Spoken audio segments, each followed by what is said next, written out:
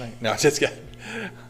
All right, praise the Lord. Here we are in Jeremiah tonight. Jeremiah chapter 32 is where we pick up tonight, and this really is the second half of a 4-chapter message that really goes together that we're doing here today. So I will catch you up to where we're at, because we're in the fifth of 6 sections of this book of Jeremiah. And so the first section of the book really gave all the reasons for Judah's downfall. Remember, this is in the time period of the divided kingdom. Israel in the north has already been away for more than 100 years into captivity long ago, and it's really just the Israelites that are in Judah and Jerusalem, that area that's left, and their sins were described to them. And then even in chapter 7 through 10 in the second section of the book, Jeremiah went to the temple and he gave the temple sermon, declaring very openly and publicly what their condition was. The third section of the book of Jeremiah, up until chapter 20, he really got into the depths of their problem and described the heart condition. The problem was of their prideful heart. And that's always the degree of our problem. It's not some action that we did, but it's always a problem of the heart. And that whole section was all about that. Well, the fourth section that we finished up recently had Jeremiah present very personal letters to individuals or kings or groups of people in a much more individual way. And that brought us to the fifth section that we just started the last time. This fifth section can really be described as the main event. The main events are unfolding. The long-promised captivity of the Babylonians, where Babylon is coming in, and this third wave of captivity is really beginning and happening as this section starts. But before, in the main event section here, before it happens, before we get the historical account of Babylon coming and how that all lays out, he gives these 4 chapters in chapter 30 through 33 that is a section of hope. It's God giving them this hope of a promised restoration right on the cusp before all of the chapters about the Babylonian invasion and the captivity. It's just like, even here at the last moment, he's like giving them more hope. In fact, some of the verses and sections of verses in these 4 chapters are some of the most memorized of the entire book. Some of the section talks about how he's going to restore them and they're going to come back, and he knows the thoughts he has for them. He knows the plans he has for them to restore them, plans of peace, right? And these are some of the things most people remember about the book of Jeremiah. It comes from this very section, this message that we're doing here. We took it in 2 halves. We're calling it the hope of Israel's rebirth, and this is the second half of that message. In chapter 30 and 31, we saw Israel's brokenness will be turned to wholeness, and we saw how their mourning will be turned to joy. And we talked about how their outward religion will be turned finally to an inward relationship with Christ himself when they see him at the second coming. And now, in the second half of this message of hope about Israel being restored and being reborn in the end, God now instructs believers, really, any believer, whether it's from Israel or even for today, believers, on how to wait patiently for this hope and how to wait in true faith. And so a large portion of this chapter 32 and 33 is now going to say, wait patiently for this. You know, so much of the specific revelation of that Israel will be reborn and they'll all be saved in the end as they all come to Jesus Christ. It was laid out in chapter 30, 31. And now he kind of says, okay, now wait patiently. Wait for it. It's coming. It's coming. But how do we wait? How do we wait? I think there's some really good indications in these 2 chapters about what it looks like to wait. Have you ever been given that, maybe, mom and dad goes away and they're like, listen, if you're really good while I'm in the store, I'll bring you, a piece of candy or something, right? When you were 5 and you did anything for a lollipop back then, right? And so, and how do you wait patiently? What would you do? How can you occupy yourself in the meantime until the promised reward comes? Well, I think a lot of that comes in these 2 chapters. There's a lot of indication for what does it look like to wait for the Lord? Okay, we've got this hope that he's coming back and things are going to get restored, but how do you wait in the meantime? Well, Jeremiah is going to be imprisoned in chapter 32. It won't be the first time or the last time, and so it's going to take some patience. Some of us feel like we've been imprisoned in life in some ways, right? Anytime you feel like, things are just out of my control. I don't have the ability to change my situation. That's a bit of an imprisonment, right? And so you can really relate to Jeremiah being physically imprisoned. So let's take a look at some aspects of our faith, a faith that's needed to wait patiently as the Lord is in the process of bringing about this restoration. So the first point I want to make as we begin chapter 32 here tonight is that we wait patiently in hope with a publicly active faith. You know, as opposed to, we don't say, well, I believe this is what's going to happen. Now I'm going to go hold myself away in some stronghold and never come out, and I'm going to bunker down, and I'm going to get my supplies of, MREs to eat for the next 50 years, and I'm never coming out to interact with you. That's not God's plan. You do know that, right? We're waiting patiently ourselves for him to come back, and it's not God's plan for you just to go bunker into some safe place and never come out and interact with anybody. Although that's kind of the culture we live in these days. Nobody wants to come out and interact with anybody. But that is not God's plan. In fact, even the New Testament, Jesus describes it this way when he says, occupy until I come. And the word occupy literally is the word for economy. And economy means buying, selling, trading. There's an interaction happening between people. And that's the Lord's commission to us in the meantime while we wait, to occupy until he comes. And we see an active faith of Jeremiah in this chapter as he's waiting for the Lord to do all of his promised restoration for Israel. Let's begin this here in chapter 32, verse 1. I'll start off in verse 1. The word that came to Jeremiah from Yahweh in the 10th year of Zedekiah, king of Judah, which was the 18th year of Nebuchadnezzar's reign. And verse 2, now at that time, the military force of the king of Babylon was besieging Jerusalem. That's a specific word, besieging. You remember all your old, even Lord of the Rings and everything else, right? Besieging is this idea where sometimes they would build the ramps and the towers to come up and to get over the walls. Sometimes they would just take the time to build up the dirt and make a ramp of dirt to go up to the top of the walls and get in. So this is besieging the city involved making a way for the army to get in, but also stopping anybody from getting out. So they would dry up their food and water. So this is what's been happening to Jerusalem specifically. Look at this date though here. Babylon has been besieging Jerusalem since the 9th year, 10th month, 10th day of Zedekiah's reign. We get that from 2 Kings in the historical account of Babylon coming here to invade in 586 BC. They began before that. In the 9th year, 10th month, 10th day, they began this siege. Did you catch the date there in verse 1? It is the 10th year. Okay? So this siege of Babylon has already been happening for a number of months. In fact, we find out that Babylon will end up prevailing in this siege in the 11th year, 4th month, 9th day. It's almost a 2-year siege that Babylon is sieging the city. But you say, well, why did it take so long? Well, partially because they had to lift the siege at one point. Egypt came to support Israel, and Babylon felt threatened by Egypt coming. So Babylon backed off and diverted many of their military might to this threat of Egypt coming out of the land. It forced Egypt back into their homeland, and then Babylon came right back to the siege of Babylon. In fact, we'll find out in a little while that there was just a few other cities in Judah that had not yet been taken yet, like Lachish. Lachish actually is famous in the sense that there is a lot of archaeology that came out of Lachish. The Lachish letters were written. We'll get into more of that later on. And so the Lachish letters tell us about these events as well as the scripture account. But this siege of Babylon had lasted for about 2 years. But it's important to recognize that in the midst of this siege, Babylon lifted it for a period of time and then came right back to the siege. That's important. We'll get to that later on why that's important. But notice here, it's the 10th year. All right, so this is a good indication that they had already lifted the siege and now they're back at it. They're back at the siege. Okay? So this is the very end of the very end of the very end before Babylon finally conquers.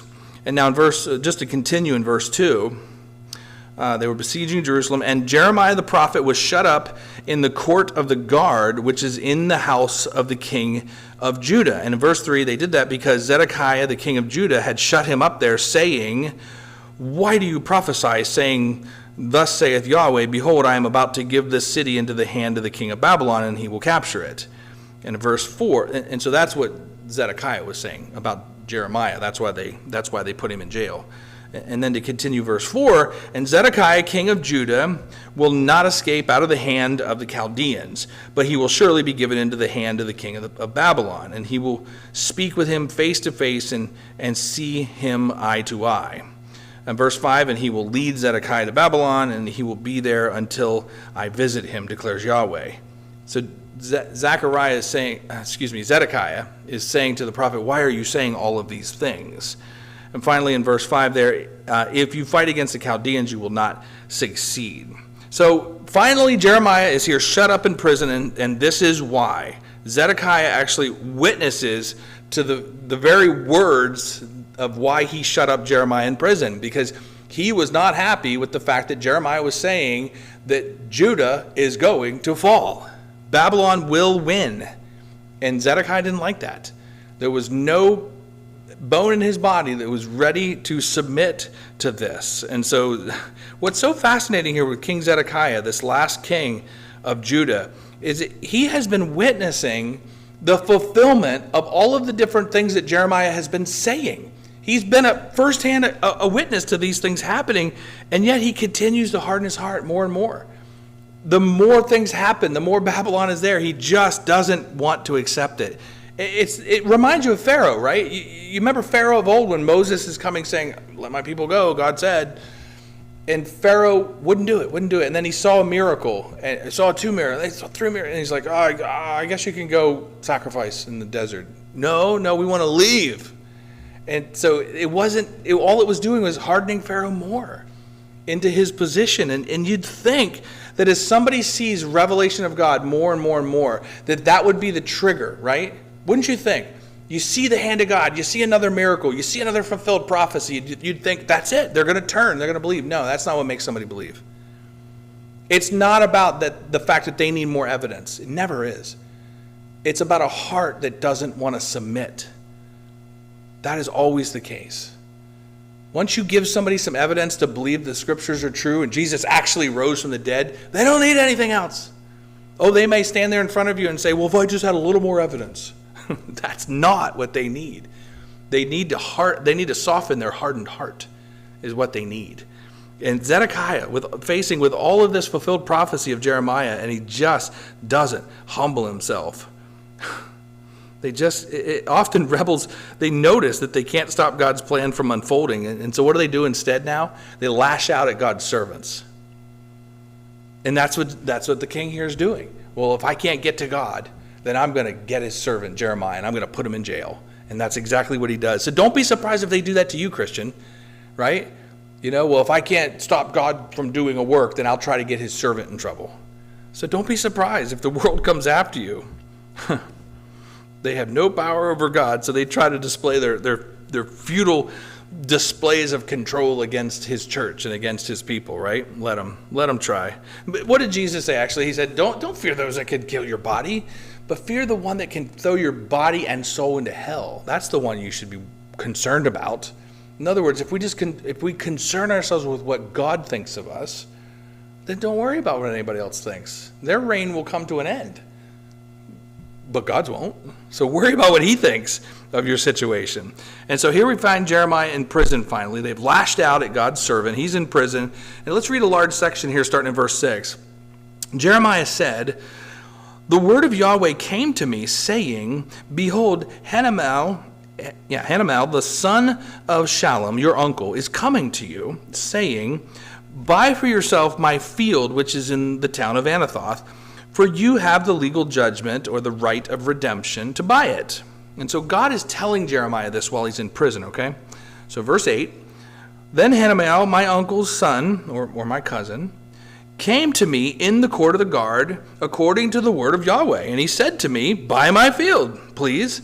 That is in Anathoth, which is in the land of Benjamin, for you have the legal right for possession, or that's called the right of redemption. This is a Jewish law. We'll get into that.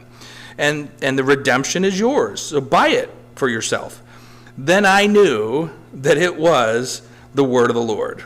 So in verse 9, I bought the field, which was at Anathoth, from Hanamel, my uncle's son, and I weighed out the silver for him. It was 17 shekels of silver. And in verse 10, I signed and sealed the deed and called in witnesses and weighed out the silver on the scales.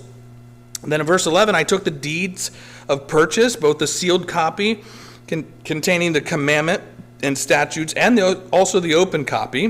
And in verse 12, I gave the deed of purchase to Baruch, the son of Neri. This is his personal scribe, his own secretary. The son of Neri, the son of Maaseiah, in the sight of Hanamel, my uncle's son, and in the sight of the witnesses who signed the deed of purchase, in the sight of all the Jews who were sitting in the court of the guard. So this is a very, very public transaction. Do you get the point?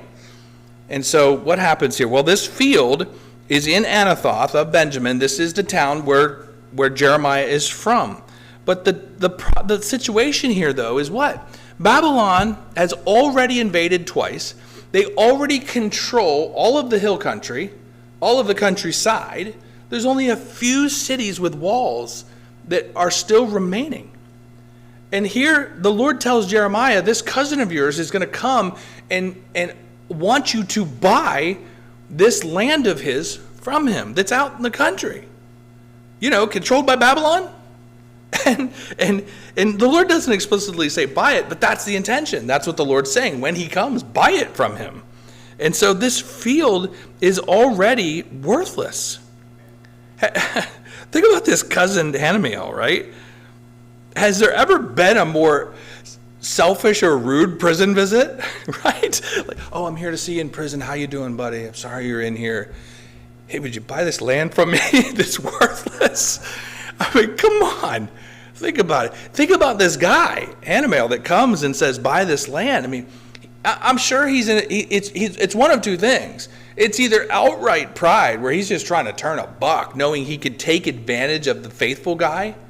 Oh, that's going to happen to you sometimes, Christian. Wait till that happens to you, if it hasn't already, where somebody says, this guy's a believer. I know I can get away with something on him, because they're going to do things square. They're not going to cheat, and they try to get away with things because you're a believer. Maybe that's what happened. Maybe that was Hanamel's heart. Or maybe his heart was simply one of just absolute terror and fear. And he's just trying to hoard as much money as he can. He's in terror for what's going to happen to his future. And he's just thinking, I got to get as much money as I can to prepare.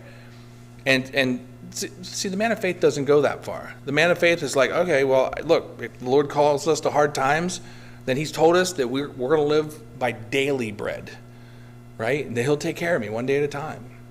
And the faithful man never gets to this point that Hanamel is. So whether this guy's motivation was out of sheer terror or out of just selfish pride, either way, it's horrible, this visit of this guy to come to prison to take advantage of him like this. I mean, it's just classic, flesh versus faith paradox. You've got this man of the flesh coming to this faithful man, Jeremiah. Doesn't it remind you of Esau? Do you remember the story of Esau in the Old Testament? One of the first things we learn about Esau, right, is he's out and he's starving. He's dying. He's going to die. Or he thinks he's going to die anyway. And he comes to his brother Jacob, and Jacob's got the soup on, man. He heard the dinner bell. And he comes, and he thinks he's going to die. And he's like, give me your food. I need your food. And he sold his birthright to Jacob for a bowl of soup because he was so desperate. It's a combination of, in Esau's case, of desperation, but also absolute spite for the things that God wanted. He had that little value in the birthright to pass down the blessing from generation to generation. It didn't mean anything to him. And again, classic example of the fleshly man versus the spiritual man. What do you value? What do you value is the question. Jeremiah is going to put his faith in God, knowing this land is going to be worth way more than 17 shekels one day. And he's going to profit in the stock market of real estate because of his faith. So don't think you're being taken advantage of. When you walk by faith, God will do great things, even in this way. So the spiritual people like Jeremiah here, they often get these great chances to show their faith in a very public way, in a very big spectacle. So the purchase of this field, which had no value at the time, in fact, it's going to end up having no value for Jeremiah. It will for Jeremiah's family after him, after the 70 years of Babylonian captivity are done. But this land will really have no value for Jeremiah. But it's a faith token to say, I believe that this land will be valuable, and this land will be ours, and there will be a benefit to having this. So this is a chance for Jeremiah to do the classic phrase, put your money where your mouth is, literally, right? And he does. He does. And I'm telling you, this is one of the shortcomings of the modern church today. We got a lot of words, lots of words coming out of our mouth, but do we put our money where our mouth is? And I literally mean money. Yes, I do. But I also mean your time, your efforts, your heart, your mind. Are we putting our things that we think are worthy into valuable things like serving the Lord? And Jeremiah did. And he had these chances to actively exercise his faith in front of people to show them, I believe this. Do you think your words of faith are going to change people's lives, or do you think your life of faith are going to change other people's lives? It's a life of faith that has a much, much greater opportunity to change people's lives. So these land ownership procedures, these are all described in the law of Moses. So isn't it interesting, though, that Israel still followed some of the law that God gave them through Moses, right? What's the big condemnation? Why are they going into captivity? Because they didn't follow some of the laws, right? Like the Sabbath rest, other gods like Baal. And so they broke so many of the laws, but yet some of the laws of Moses they still kept. Like this one, the law of how you transact land and who it should go to. What's so fascinating about this to me is that they seem to have no problem keeping God's civil law, but they had a hard time keeping God's moral law. And that tends to be the same thing for people today. They have no problem keeping the laws that will benefit them in some fashion or bring just order in some fashion. But that God has a right to regulate my morality? I don't want to think about that. And so they're doing the same thing. So when you think about this nation of Israel and you think about God's condemnation of them for violating his law, don't think that they didn't think that of themselves. They wouldn't have said to you, yeah, I'm a lawbreaker. I bet you half the nation would have said, I'm doing everything I can to keep the law. And yet there was only some of it that they chose to think about. I dare say that's still the church today. Some in the church are like, I love the Bible. Oh, really? How much of it have you read? Like a book. How long have you been saved? 50 years. I've only read a book. What? So there's too many of us that are like, yes, Jesus. Yes, love Jesus. What do you know about him? Nothing. What? How do you not know? Read it. It's right here. Come to know him. Grow.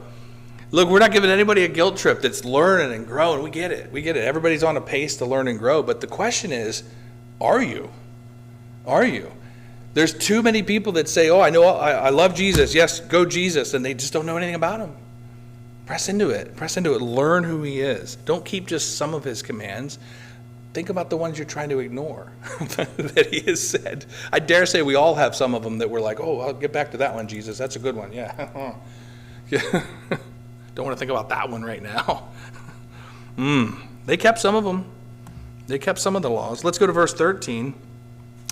And I commanded Baruch, this is Jeremiah's secretary, in the sight of them all, saying, Thus saith Yahweh of hosts, the God of Israel, take these deeds, this deed of purchase, that is sealed one as well as this open deed, and put them in an earthenware jar, or a clay vessel, that they may last for a long time. For thus says Yahweh of hosts in verse 15, the God of Israel, houses and fields and vineyards will again be bought in this land. And so this method of having this scroll that was the actual title deed to the land, this is a practice that was used not just in Israel, but in many, many of these ancient cultures. I actually want to touch on this a second, this idea of the fact that they had this sealed scroll that would have been sealed with the scroll of the one that sold it, and probably also the seal of the one who bought it, and then also an open one. And so that you could find, the open one says what's supposed to be found on the sealed scroll. Let's get in there and find out. And so when it's time to prove it, then you could get into the sealed one and prove whose land this is. So this is the way they transacted things. This is the way they authenticated transactions. It was the notary republic, right? Notary public? How do we say that? So that's what they did of it. This is the way they proved things of the day. A sealed scroll and an open scroll. We just sang a song like that, didn't we? We sang a song about who is worthy to open the scroll. That's from Revelation chapter 5. And we'll get to that in just a second. So this actually gives us this scroll here that we talk about. We'll see another one in Jeremiah coming up. We'll see another one in Ezekiel coming up. This idea of the scroll being written and sealed and authenticated. And then, of course, we see one in the New Testament. This gives us a typology right here in Jeremiah. This gives us a picture of what Jesus did for the entirety of the universe. Right here, this scroll, having a sealed scroll and this open scroll. I believe the open scroll that we're talking about, that Jesus declared to everybody that I'm purchasing this back, came on the very cross. What was written on the cross of Christ? You remember that? They put a sign on it. Did every Roman cross, when they crucified somebody, have a sign? No.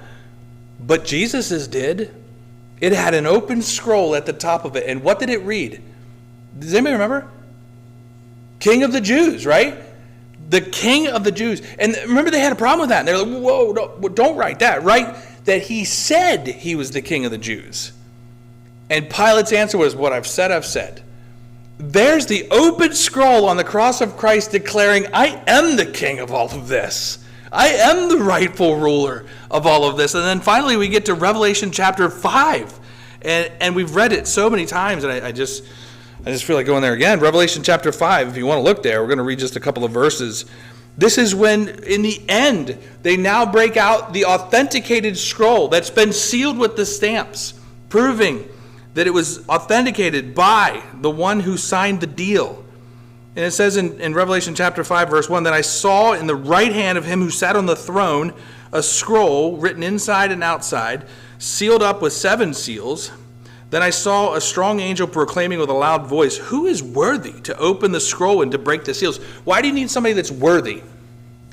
You need the owner.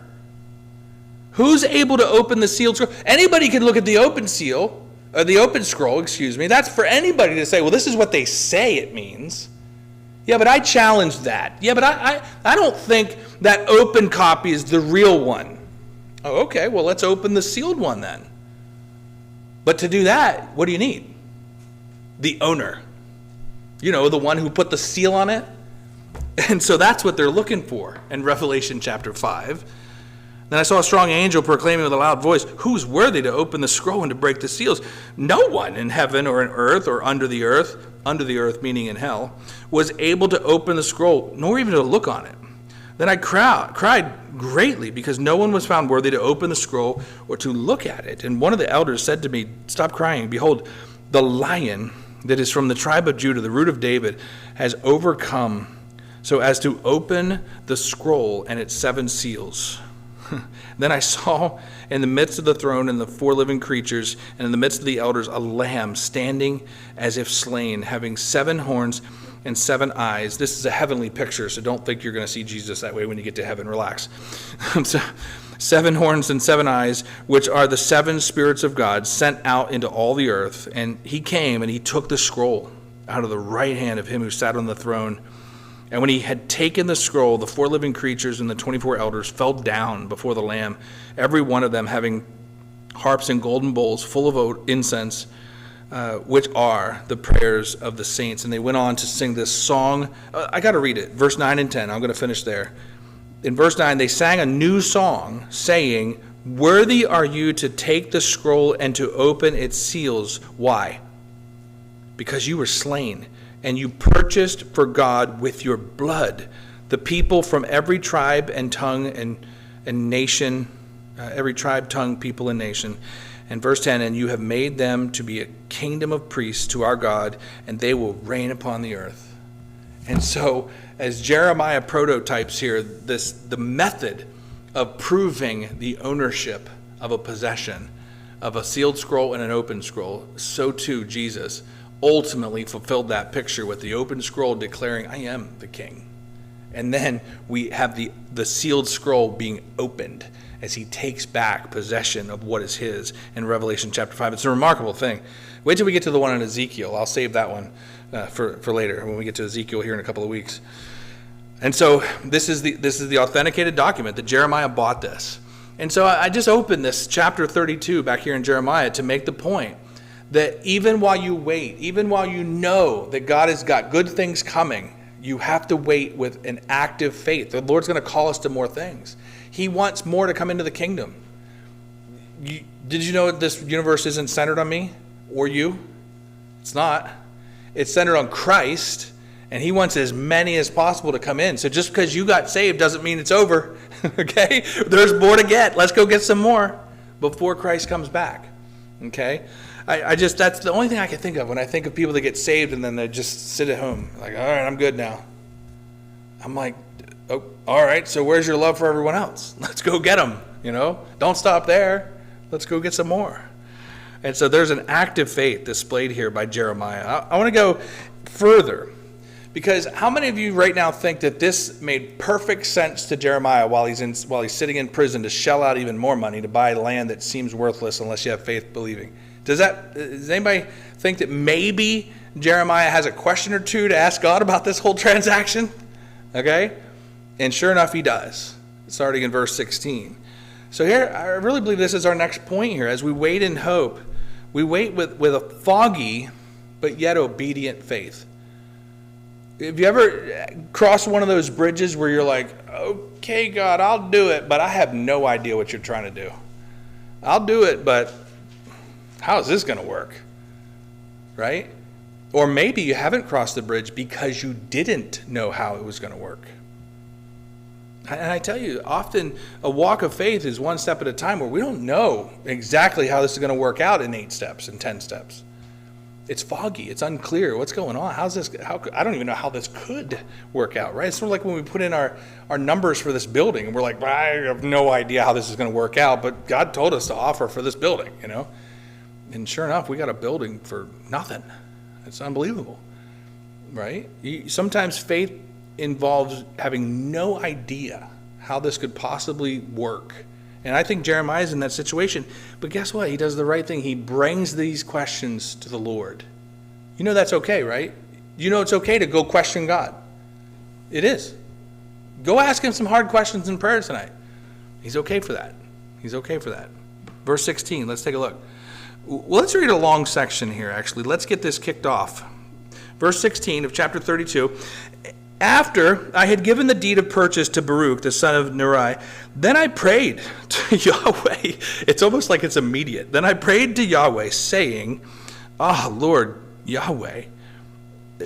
That expression, or alas, maybe you have the translation alas, it's a sign of moaning. It's not a happy thing. We have a song, actually. You remember the song from the 90s? Lord God, thou hast made the heavens and the earth. And it's a happy song. It's based on these verses. And it's a clapper. It's a clapper song. Okay? That's not the tone of the way these words came out. So if you know that song from a bunch of decades ago, it doesn't fit the tone of what we're going to read. Lord God in verse 17 is a sign of moaning, a sign of a sigh is the word. It's a I don't understand this. I'm on the verge of tears kind of emotion. So again, verse 17, Lord Yahweh, behold, you have made the heavens and the earth by your great power and by your outstretched arm. Nothing is too difficult for you. Who shows loving kindness to thousands, but repays the iniquity of fathers into the bosom of their children after them? O great and mighty God, Yahweh of hosts is his name.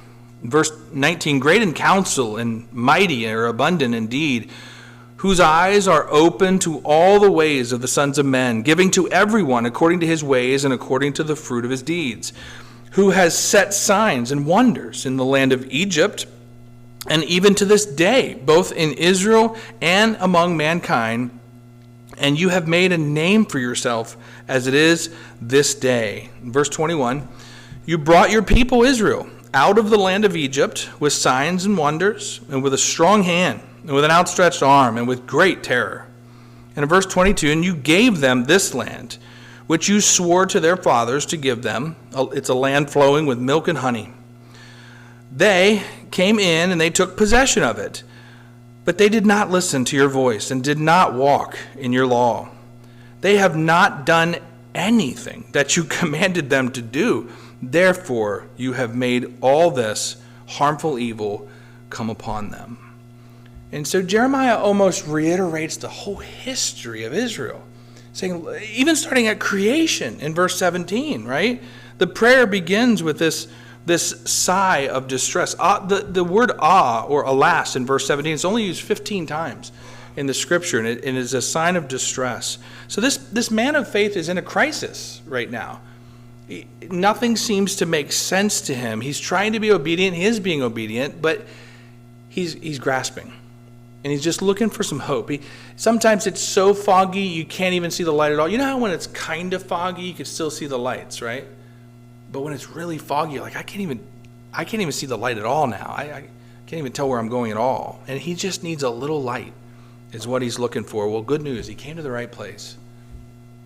He came to the Lord in prayer. And that is never wrong. Bring your anguish, bring your signs of distress, bring them to the Lord. And he not only can handle it, but he'll give an answer. He'll give an answer to you. We have an expression in the Shunk family. The drunk sleep off their bad drinking. The Shunk prays off his bad thinking. Okay, we don't have that expression. I just made that up. But you can borrow it, though.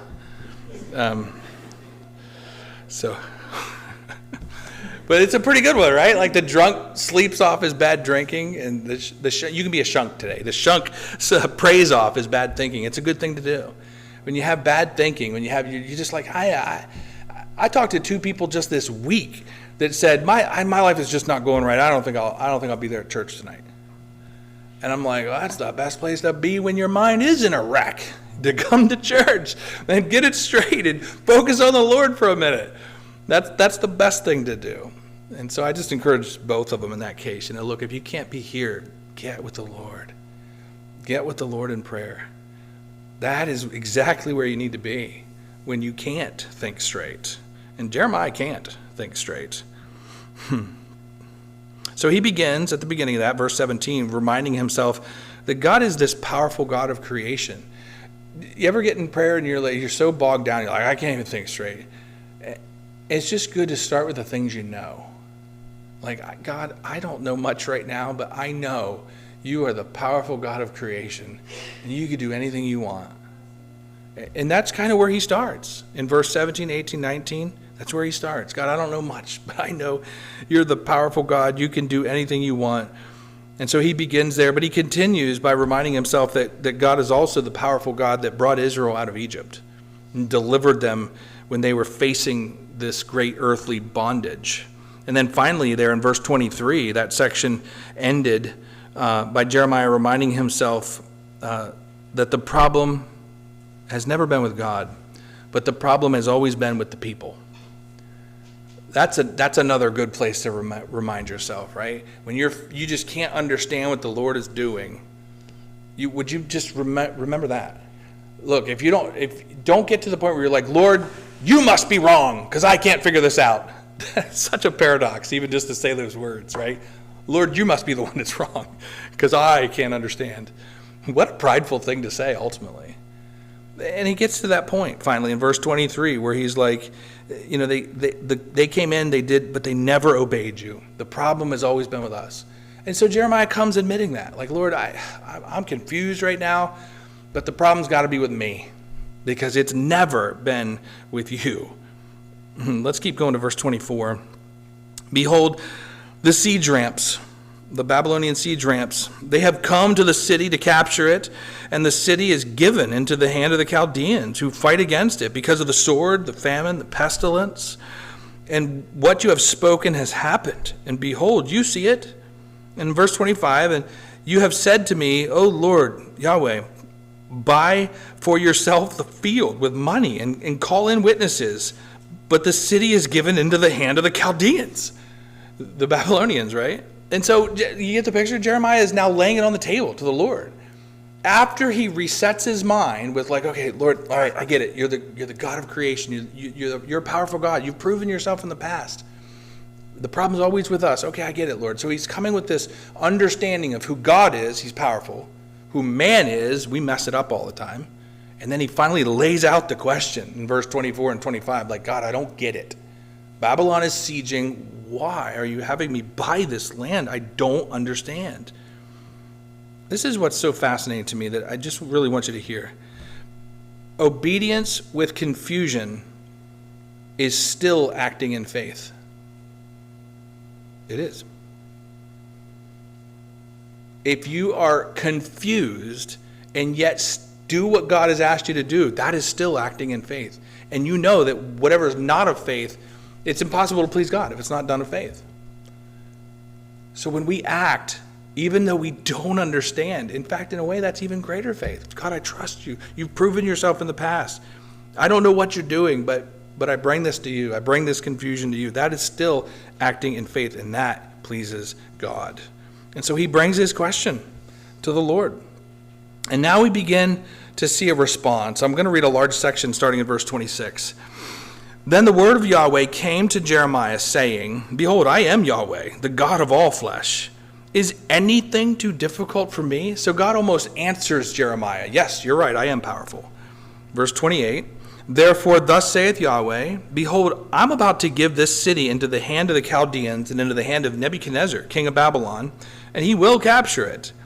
In verse 29, the Chaldeans who are fighting against this city will enter, set this city on fire, and burn it, with the houses where people have burned incense to Baal on their roofs, and they have poured out drink offerings to other gods to provoke me to anger.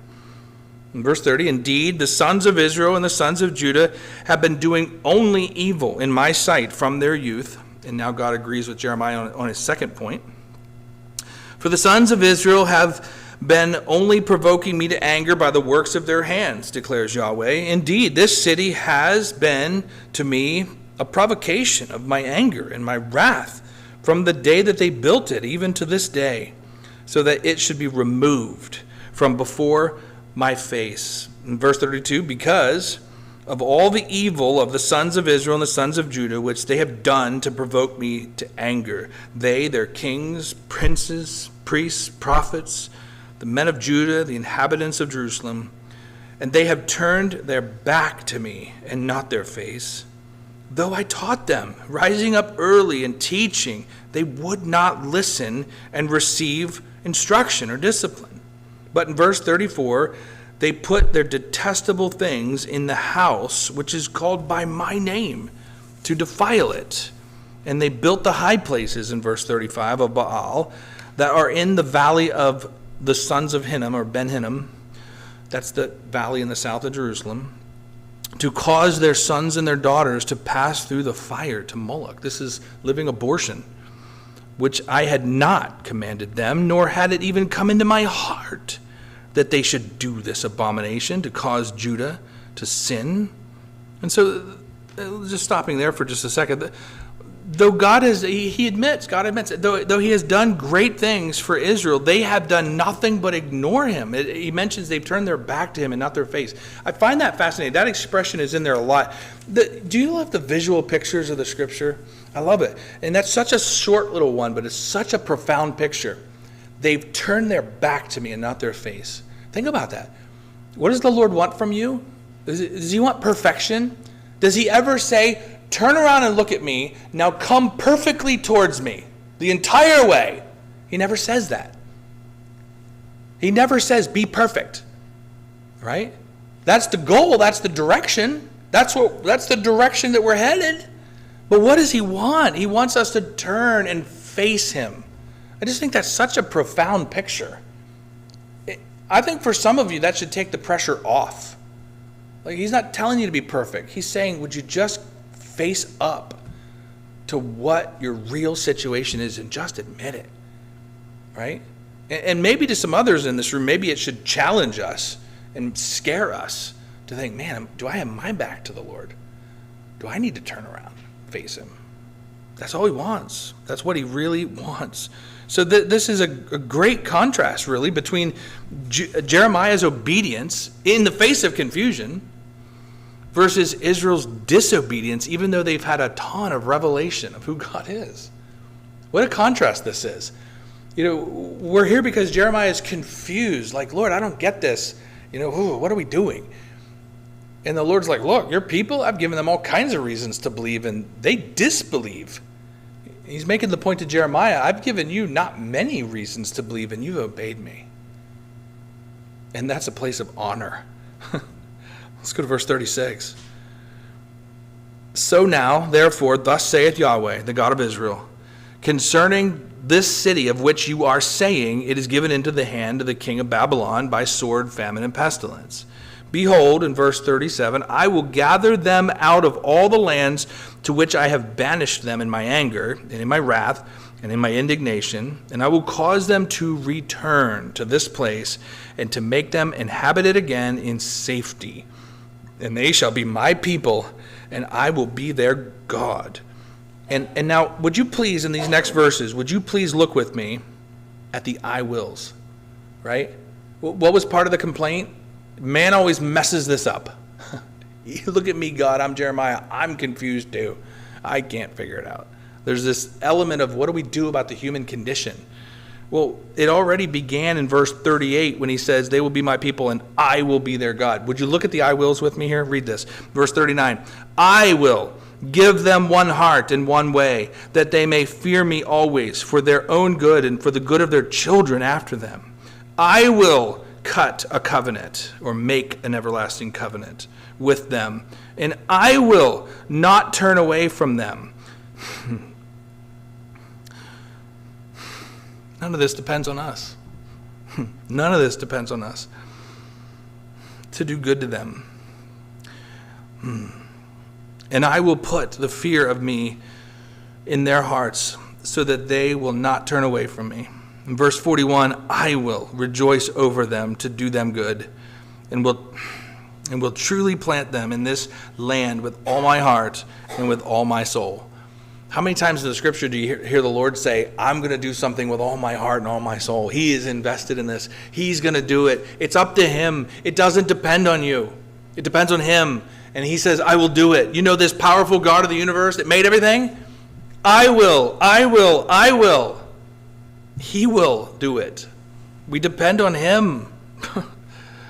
Oh, man. Verse 42. I just want to finish this off, or I won't be able to make it. Verse 42. For thus saith Yahweh, just as I brought all this great evil on this people, so I am going to bring on them all the good that I have promised them. Thus fields will be bought in this land of which you are all saying it's a desolation without man or beast. It is given into the hand of the Chaldeans. Verse 44, men will buy fields for money. They will sign and seal deals and call in witnesses in the land of Benjamin, in the surroundings of Jerusalem. It'll happen in the cities of Judah. It'll happen in the cities of the hill country, in the cities of the Shephelah, which is the valley, and in the cities of the Negev, which is this desert south.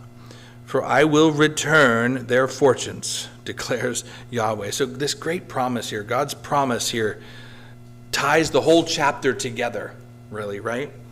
Of why did I even buy this land, right? And so he strengthens Jeremiah's heart with, you're right, Jeremiah, I am the God, the powerful God of creation. I am the powerful God who delivered you out of Egypt. And I also have a solution for the human condition that always fails. I will do it. I will do it. I will do it. And I will return you to the land. This promise is unbelievable. And it ties it all back to why he had Jeremiah buy the land in the first place, to prove to everyone watching, I will do it. God says, I will do it. So God gave Jeremiah an explicit answer to clear up his confusion. Why? Because he asked. That's why. Because he asked. I don't think we ask sometimes. Just ask. Bring your confusion to the Lord in prayer. Lord, what is going on? And wait for him to answer, and I bet you he will. We're going to do chapter 33 in one fell swoop here. It's definitely shorter than the chapter we just came through, and I believe it makes our third point. We're talking about waiting in faith, knowing good things are coming, right? We talked about being active in our faith while we wait. We've talked about being obedient even if we don't understand. Well, the last point I think chapter 33 is going to make here is while we wait in hope, we wait with an expectant hope. It's kind of redundant because we're talking about we wait in hope with hope. It's all about having the right posture of waiting. We wait with a real expectation that something is coming. And I want to draw that out of chapter 33. Okay? Let's take a look at this. Verse 1. Verse 1. Then the word of Yahweh came to Jeremiah a second time, while he was still confined in the court of the guard, and he said this to him. Thus says Yahweh, who made the earth, Yahweh who formed it to establish it, Yahweh is his name. Call to me, in verse 3, and I will answer you, and I will tell you great and mighty things which you do not know. Wow, a lot of people know this chapter, know these verses. This is what God wants, is relationship with us. Call to me, come to me, face me, pray to me. That's what he wants. Do you see the common theme there? It's not about, I want you to do perfect the rest of your life or never talk to me again. No, it's just come to me, call to me, pray to me, turn to me. That's all it is. That's all it is. But what does he want to do? He wants to show us great and mighty things. I want you to look at this word mighty in verse 3. I will tell you great and mighty things. Mighty carries the idea of inaccessible. Inaccessible. The idea is you have no way of even knowing to ask the question. That's the kind of word, right?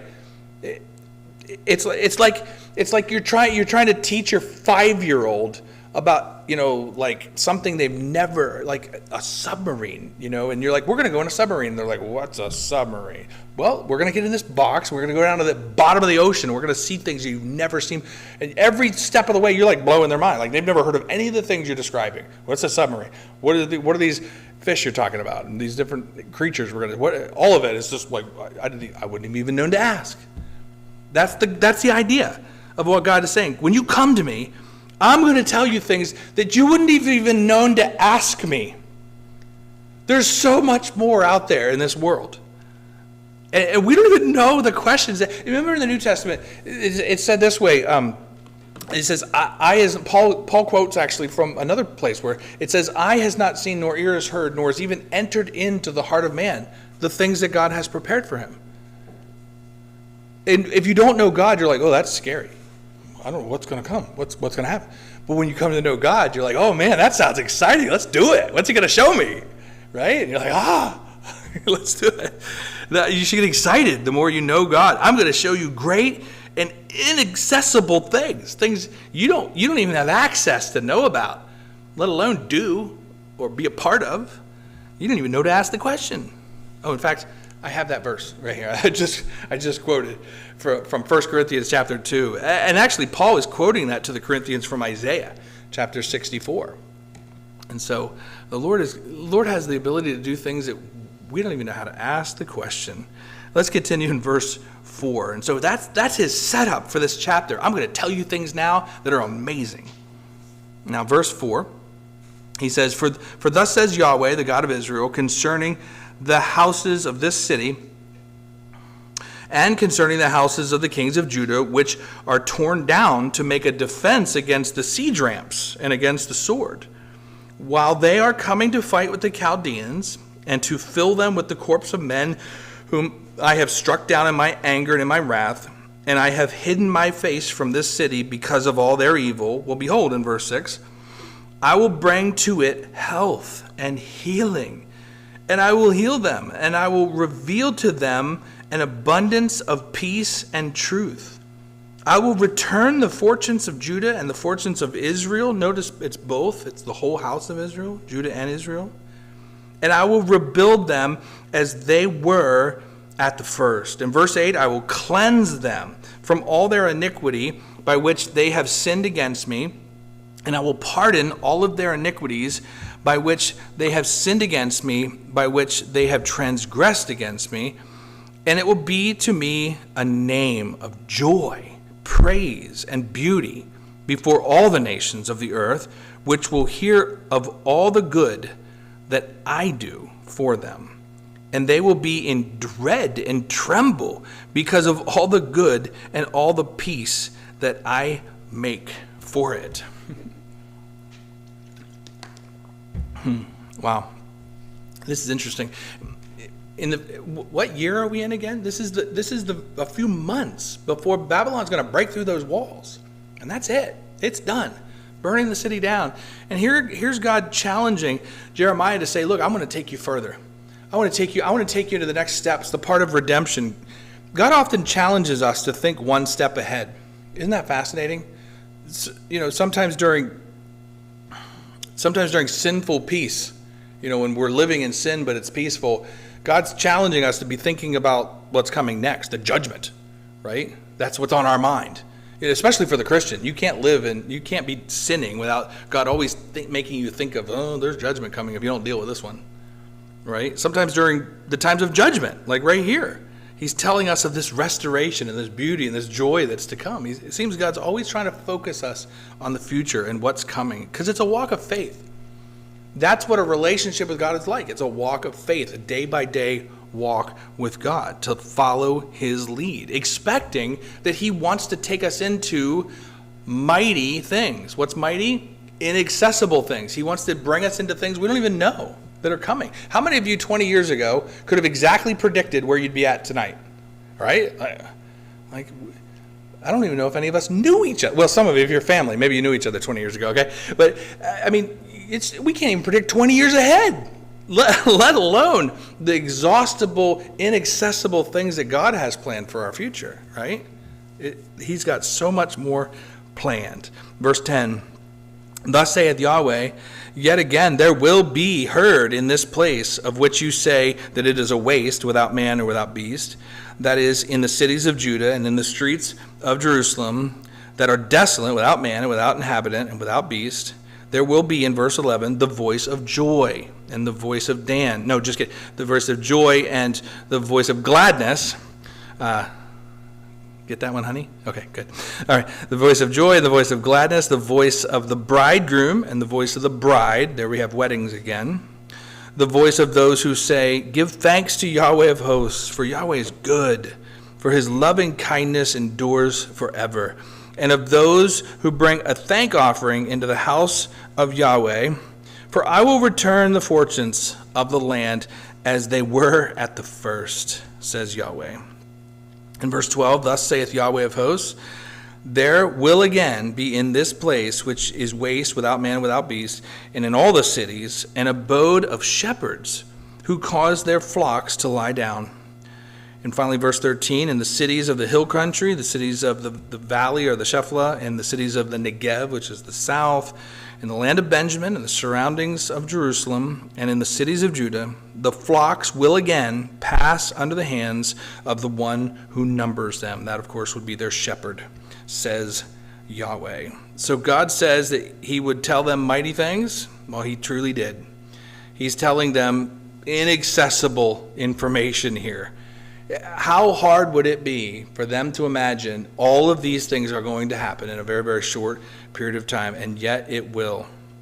Oh, maybe they think they're coming back. Okay, yeah, God, okay, you said we're coming back in 70 years. I'll believe you. I don't even know how you're going to do that. But how many would believe that when they come back, there would be this great of a blessing? He's promising full restoration to a nation that's going to get wiped out and scattered.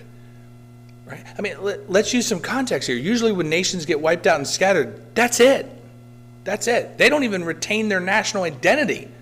They blend in with the culture where they go, and that's it.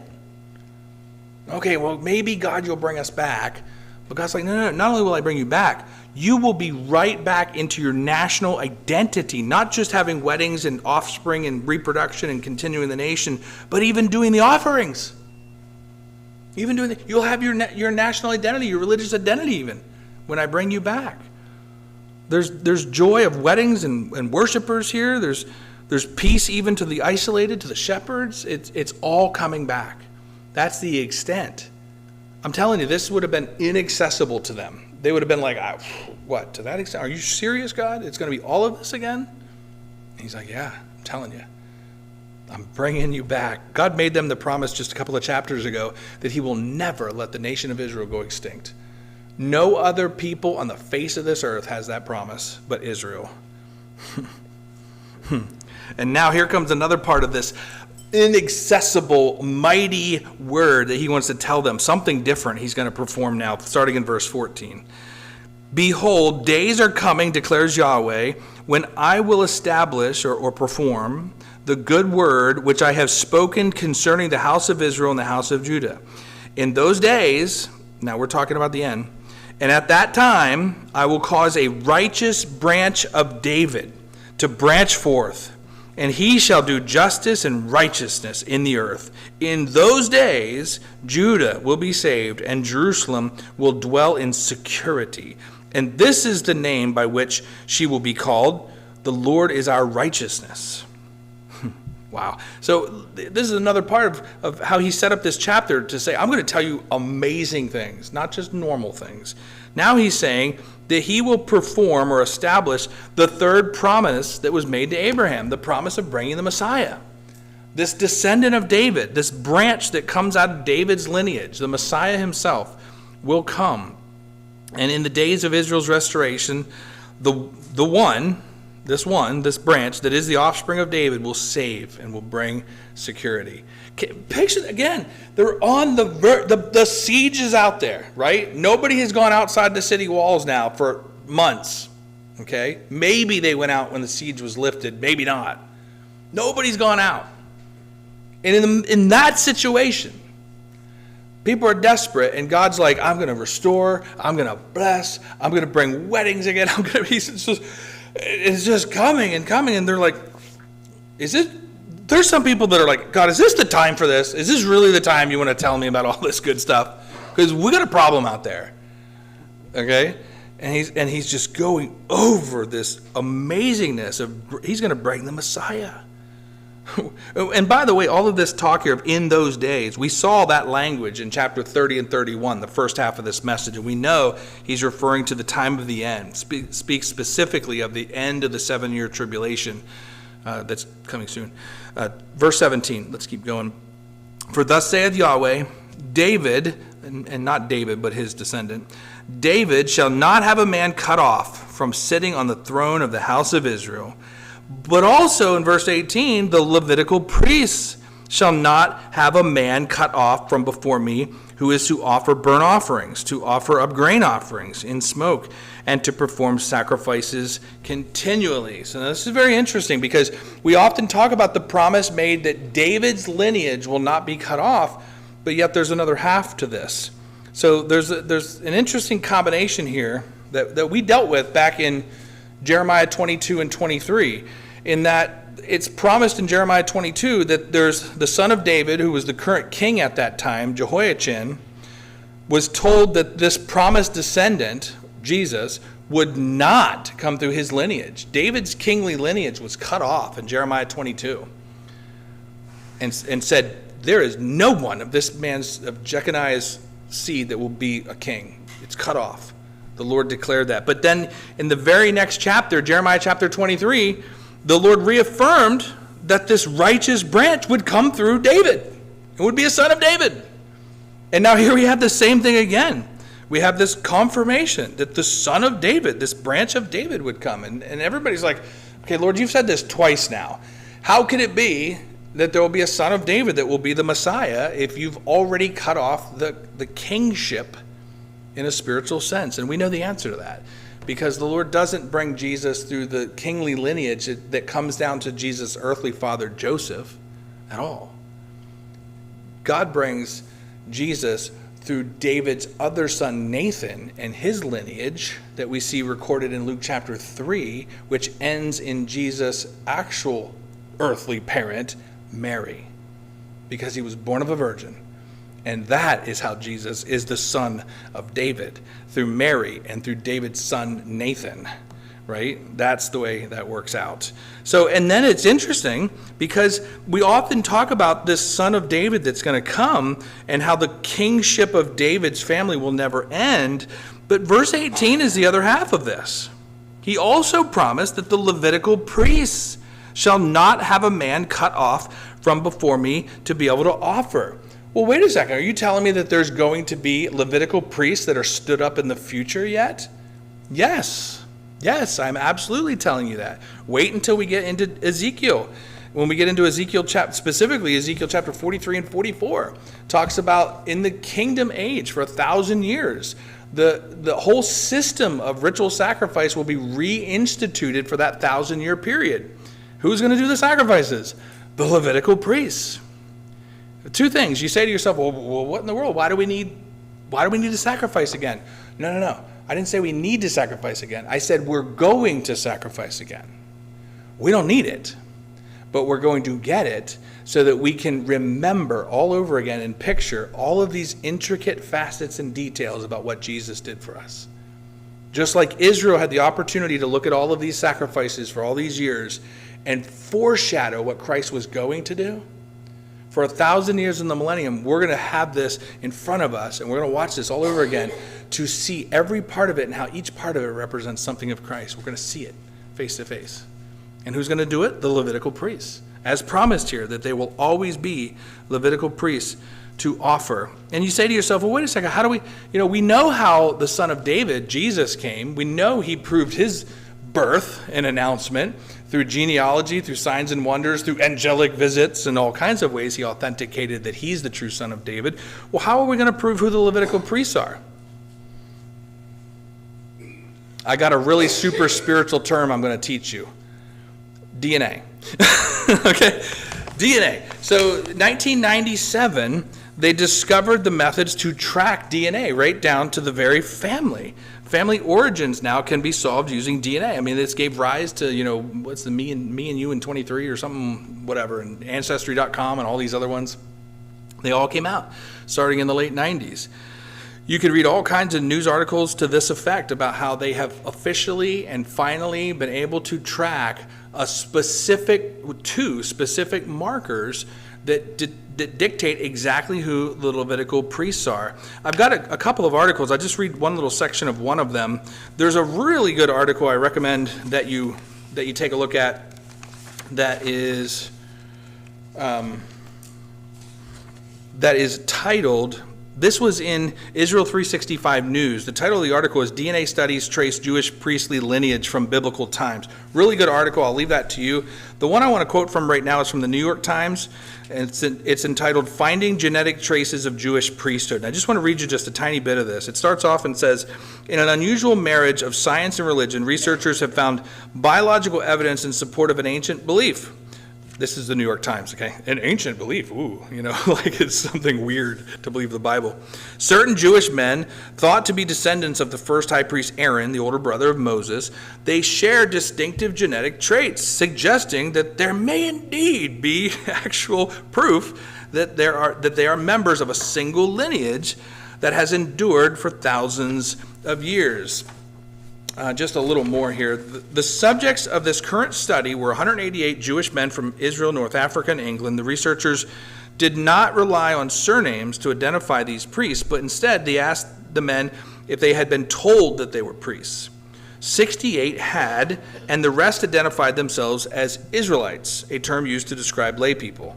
Men who said that they were Levites, and then it mistakenly says members of a different priesthood. That's not exactly right. They were omitted from this study. The researchers obtained Y chromosomes by extracting them from sample cells scraped from the men's mouths. They studied two sites or markers, known variable regions of DNA, to find out whether the priests and Israelites differed. They did. Only 1.5% of the priests, as opposed to 18.4% of the laymen, had the first marker. The other marker, which could appear in 5 different forms, tended to occur most often in one version of the priests. 54% of the priests had this version and 33% of the others had it. The simplest, straightforward explanation is that these men have the Y chromosome of Aaron. And it goes on to explain it all to you in metrics and numbers that you can all prove it out. But the bottom line is, since the Lord allowed us to discover DNA in the late 1990s and use it for practical purposes, we can clearly tell exactly not just who's Jewish, we can tell who's Levitical, who came from the literal family of the priests. And so you can go online, you can look up the not the Israeli Antiquity Authority, the Israel Temple Institute, and you can find out that they've already got priests that are certified by their DNA. They've already started making a bunch of the implements, and they're ready to go. They want a temple so that they could begin to do all this. And now because of DNA, we know exactly how the Lord is going to be able to identify these priests and bring them back into service. And now let's just finish this off in verse 19. Then the word of Yahweh came to Jeremiah, saying, Thus saith Yahweh, if you can break my covenant for the day and my covenant for the night, so that day and night would not be in their appointed times, then my covenant may also be broken with David my servant, so that he will not have a son to reign on his throne, and with the Levitical priests my ministers. In verse 22, as the host of heaven, that's the stars, cannot be counted, and the sand of the sea cannot be measured, so I will multiply the descendants of David my servant and the Levites who minister to me. So this is the same as God said in Jeremiah chapter 31 about Israel's national existence. And now it's spoken of specifically about David's lineage, and that there will be an eternal kingship through David's lineage, which of course is holy Jesus Christ. And also the Levitical priests will continue to minister.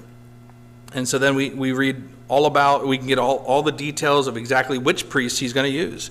We know DNA will help us find the priests, but Exodus chapter 44 has already found them for us, because it tells us it's going to be the sons of the priest Zadok that will be the ones that come back, and they're the ones that minister in the book of Ezekiel we read.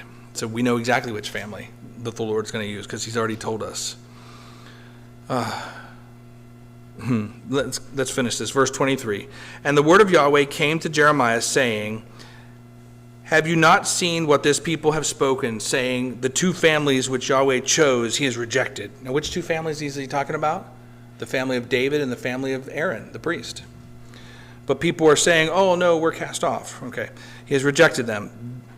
Thus they have spurned my people from being a nation any longer in their sight. Thus saith Yahweh in verse 25, if my covenant for day and night did not stand, and the statutes of heaven and earth have not established, then I would reject the seed of Jacob, again that's Israel, and David my servant, not taking from his seed rulers over the seed of Abraham, Isaac, and Jacob. But I will return their fortunes, and I will have compassion on them. And so, though the New Testament extends far beyond Israel alone, he will in no wise cast off Israel. That's the promise here. Israel will continue to endure. Yes, the new covenant allows for all believers to be a royal priesthood. We read this in the book of Peter, that we're all royal priesthoods, royal priests in the kingdom of the new covenant. But so will Israel. So will Israel endure. And that's the specific promise as this chapter ends. The Israel themselves as a nation, David's family, the Levitical family, they will endure forever. I know this is kind of lengthy, but I just want to read this to you. It's kind of something that we've been alluding to the whole time through these 4 chapters, but never have read it yet. And this is what's going to finish us off today. It's Romans chapter 11. It's talking about all Israel being saved in the last days. And it just says, I said then, has God rejected his people? This is Paul writing to the Romans. May it never be. For I, too, am an Israeli. I am the seed of Abraham. I'm of the tribe of Benjamin. God has not rejected his people, whom he foreknew. I say then, did they stumble so that they would fall? God forbid, or may it never be. But by their transgression, salvation has come to the Gentiles, to make Israel jealous. Now, if their transgression is the riches of the whole world, and their and their failure is riches for the Gentiles, well, how much more will their fullness be? Now, the end of that, he's saying, look, if when Israel rejected God, the gospel came to the entire world, if that was a good thing, he's saying it'll be even better when Israel comes back in and Israel gets saved in the end. So let's not forget the main point of application of these chapters of Jeremiah. It is the nation of Israel that will be saved and will come to him in the end. So don't lose sight of that. So, excuse me. So how Israel was to wait in faith, waiting for this restoration to come, it's the same way that we should wait in faith, expecting that the Lord will do his part. So look at that. It's just the first point. We wait and with public faith, with publicly active faith. The Lord is going to call us all to live for him while we wait. James shows us that we should show our faith by our works. That's the way James describes it, right? We don't affect others by our announcements. We affect them by our accomplishments. So let's be careful to do that, just like Jeremiah had to publicly show his faith. And then secondly, even though it's foggy and we don't understand, we need to have obedient faith.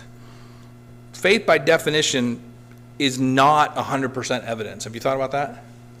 By definition, faith says, I don't know 100% that this is exactly going to work exactly this way. By definition, it says, I have reasons to believe I should do this, but I don't have 100% evidence. So if you believe that God is so much greater than us, then you'll do it. You'll do it. You come to trust him and you act on these reasons. And then third and finally, we wait with this expectant hope. Our faith believes that God will have his perfect way in the end. He will. We believe it. Right? That's what we do as the church. We believe all of the things he said he's going to do, he will do. And all we have to do is simply wait and believe we are on the winning team. And he will accomplish his good will. Amen and amen. We have to close. Let's pray.